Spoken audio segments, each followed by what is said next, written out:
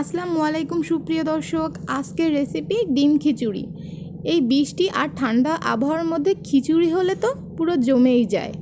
আর যদি হয় খিচুড়ি অন্য রকমের তাহলে তো কথাই নেই। তো রেসিপিটি ভালো লাগলে চ্যানেলটি সাবস্ক্রাইব করে আমার পাশেই থাকবেন। চলুন দেখে নেওয়া যাক পুরো প্রস্তুত প্রণালী। আমি এখানে রেগুলার পটের এরকম 2 পট চাল নিয়ে নিয়েছি। এখানে আধা কেজির মতো চাল আর 200 গ্রাম মুসুরি ডাল আর নিয়ে নিচ্ছি 4টা ডিম। এবার চলে যাব চুলায় একটি হাঁড়ি বসিয়ে তাতে দিয়ে দিয়েছি 100 গ্রামের মতো সাদা তেল আর সামান্য লবণ, হলুদ, মরিচ। এইটুকু আমি দিয়ে নিয়েছি ডিম 4টাকে ভেজে নেওয়ার জন্য। ডিম আমি আগেই সেদ্ধ করে রেখেছিলাম। এবার ডিমটাকে ভালো করে ভেজে নিব যতক্ষণে না পর্যন্ত লাল হয়ে আসছে। ডিমটা যখন পুরোপুরি লাল হয়ে ভাজা হয়ে যাবে তখন তুলে নিচ্ছি। এবার ওই একই তেলের মধ্যে দিয়ে দিচ্ছি আধা কাপ পেঁয়াজ কুচি। পেঁয়াজটাকে হালকা ভাজা দিয়ে এখন এর মধ্যে দিয়ে দিব 2টা তেজপাতা, 2-3 পিস দারচিনি, 3 পিস লবঙ্গ দিয়ে আবার নেড়েচেড়ে নিচ্ছি। পেঁয়াজটা বাদামি হয়ে আসলে এবার দিয়ে দিব বাটা মশলা। 1 চা চামচ আদা বাটা, 2 চা চামচ রসুন বাটা দিয়ে এবার তেলের মধ্যে ভালো করে ভেজে নিচ্ছি।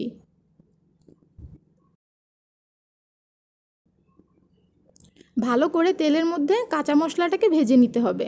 এবার সামান্য একটুখানি পানি দিয়ে আমি এর মধ্যে দিয়ে দিব সব রকমের গুঁড়া মশলা। দিয়ে দিচ্ছি 1 চা চামচ লাল মরিচ, আধা চামচ হলুদ গুঁড়া, আধা চামচ জিরা গুঁড়া, আধা চামচ ধনিয়া গুঁড়া। এই পর্যায়ে দিয়ে আবার নেড়ে চেড়ে নিচ্ছি। লবণটা আমি দেব যখন আমি ঝোলের পানি দিয়ে দিব তখন। ভালো করে সব কিছু একসাথে কষিয়ে নিচ্ছি। আর এই পর্যায়ে দিয়ে দিচ্ছি কাঁচামরিচ। আপনারা ভাবছেন হয়তো কাঁচামরিচ আগে দিলাম না কেন। কাঁচামরিচ ভেজে নিলে একরকম স্বাদ আর পরে কাঁচা এভাবে দিয়ে দিলে একরকম স্বাদ। আমি ভালো করে কষিয়ে নিচ্ছি। এবার চাল আর ডাল আমি একসাথে মিলিয়ে ধুয়ে একটা জালিতে রেখেছিলাম পানি ঝরিয়ে। এবার আমি সবগুলো একসাথে এর মধ্যে দিয়ে মিলিয়ে নিচ্ছি। এবার মশলার মধ্যে ভালো করে চালটাকে কষিয়ে নিচ্ছি 2 থেকে 3 মিনিটের মতো। অনেকক্ষণ কষানোর কিছুই নেই, 2 থেকে 3 মিনিট মশলার মধ্যে নেড়ে চেড়ে নিলেই হচ্ছে। এবার আমি এখানে দিয়ে দেব ঝোলের পানি। পানিটা আপনারা চেষ্টা করবেন গরম ব্যবহার করার। পানির পরিমাণটা আমি মেপে নিয়েছি। 2.5 পট চাল ডাল হয়েছিল মোট, তার দ্বিগুণ পানি, তো আমি 5 পট পানি দিয়ে দিয়েছি। আর এবার দিয়ে দিচ্ছি স্বাদ মতো লবণ। এখানে আমি 1.5 চা চামচ পরিমাণ লবণ দিয়ে দিচ্ছি। আর ডিমগুলোকেও এই পর্যায়ে আমি মিশিয়ে নিচ্ছি। এবার ভালো করে নেড়ে চেড়ে সব একসাথে মিলিয়ে ঢেকে দিব পুরোপুরি 20 মিনিটের জন্য। তো আমি ফিরে এসেছি 10 মিনিট পরে। 10 মিনিট পরে খিচুড়িটা এখন এই পর্যায়ে আছে, আপনারা দেখতেই পাচ্ছেন। তেলটা উপরে উঠে এসেছে।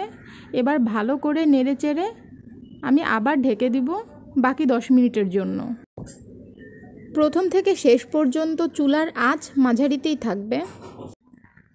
তো এই 10 মিনিটও শেষ। এবার আমি ফিরে এসেছি আর দেখতেই পাচ্ছেন যে পানিটা কিন্তু পুরোপুরি টেনে গেছে।